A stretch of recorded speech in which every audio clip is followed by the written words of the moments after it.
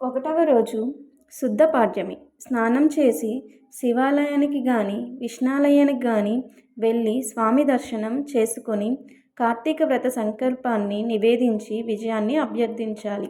సాయంత్రం దీపారాధన చేసి ఆకాశ దీపాన్ని సందర్శించాలి. ఈరోజు బంగారం నెయ్యి దానం ఇవ్వాలి.